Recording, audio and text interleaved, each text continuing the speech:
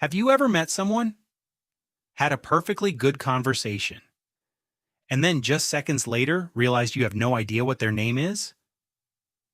If that sounds familiar, you're not alone. And more importantly, it doesn't mean your memory is failing.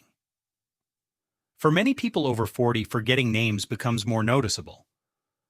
But the truth is, this isn't really a memory problem in the way most people think. It's a psychology problem.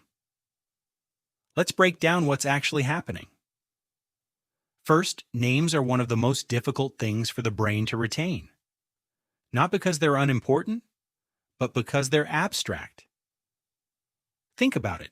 When someone tells you they're a doctor, or a teacher, or they love hiking, your brain has something to attach that information to.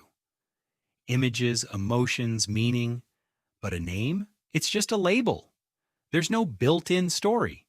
And the brain prioritizes meaning over labels every single time. Second, attention plays a much bigger role than memory. Most people don't forget names because they can't remember them. They forget because they never fully registered them in the first place.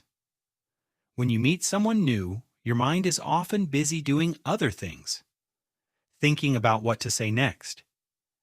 Managing first impressions. Reading the other person's body language. Or even dealing with low-level anxiety in social situations. In other words, your brain is multitasking. And when attention is divided, encoding, the process of storing information, becomes weak. So later, when you try to recall the name, it feels like your memory failed you. But in reality, the memory was never properly formed. There's also something else at play, especially for people 40 and older. Cognitive filtering. As we age, the brain becomes more selective about what it keeps. This is actually a strength, not a weakness.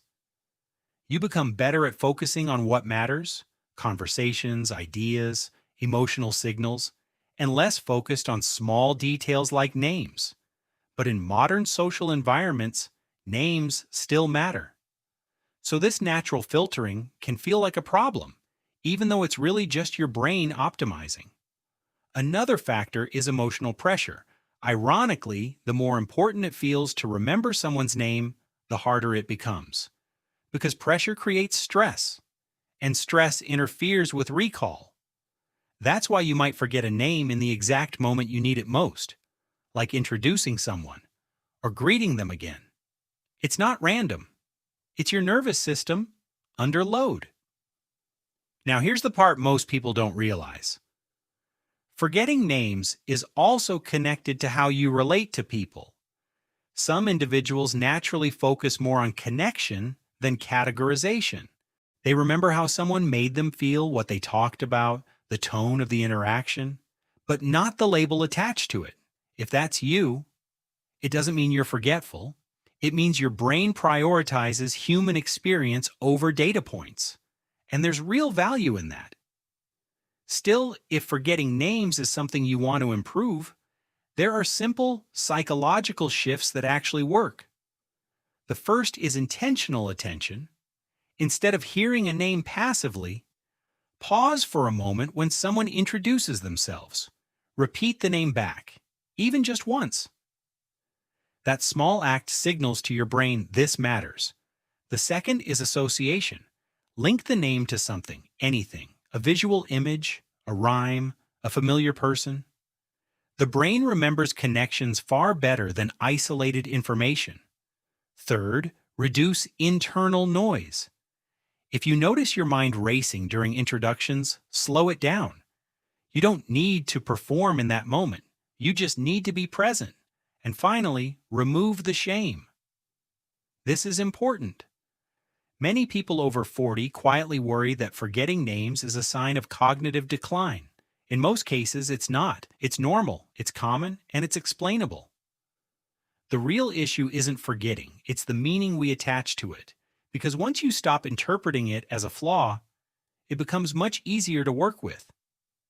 So if you've ever walked away from a conversation thinking, I should remember their name. Why don't I? Now you know. It's not carelessness. It's not a bad memory. It's how attention, emotion, and the brain's priorities interact in real time. And with a few small shifts, it's something you can improve without forcing yourself to become someone you're not. If this resonates with you, you're not the only one experiencing it. And more importantly, it's not a sign that something is wrong. It's a sign of how your mind has learned to focus. And that in many ways is a strength. And here's something worth considering. In a world that moves faster every year, remembering everything isn't the goal anymore. Choosing what to pay attention to is.